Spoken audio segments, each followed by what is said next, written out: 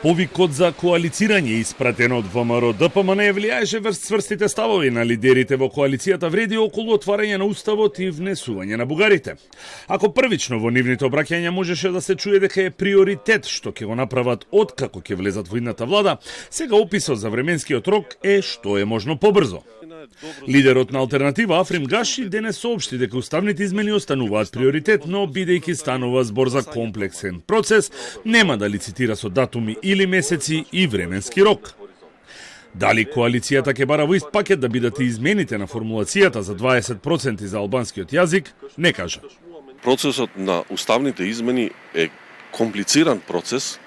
За тој процес е потребен широк консензус, широка дебата, треба да бидеме да отвориме диалог, да бидеме во контакт со нашите пријатели од меѓународната заедница, исто така и со бугарската страна. Кога зборувате за некој месец, датум, понекогаш тоа е фигуративно за да покажете дека сакате што побрзо.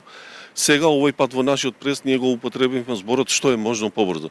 Председателскиот кандидат на ДУИ, Бујар Османи, смета дека е понижувачки партиите да договараат коалиции пред одржувањето на парламентарните избори.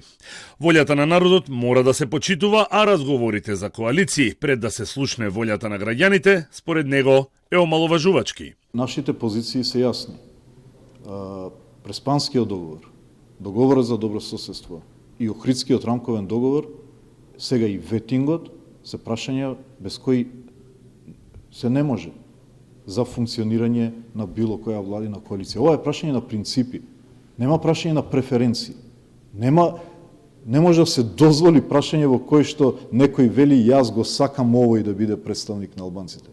Народот одлучува за тоа, а народот одлучува во основа на тоа кој има принципи.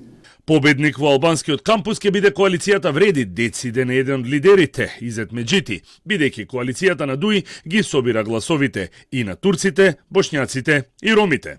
Тој смета дека ДУИ веќе го прекршила правилото за победник со победник во владина коалиција.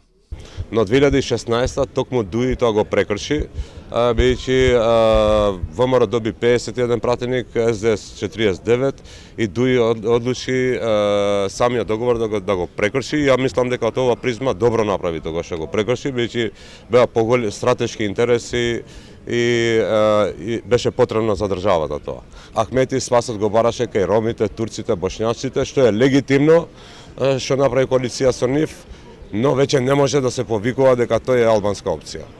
Бидејќи и разликата во гласови го направи со помош на помалите заедници. Меѓутоа не прецизираше кои ќе бидат условите кои ќе се испорачаат до Мицкоски за коалицирање по изборите. Додаде дека сега треба да се фокусираат на кампањата и на добар резултат и нагласи дека не би коалицирале само со партијата Левица поради нивниот антиевропски став и курс.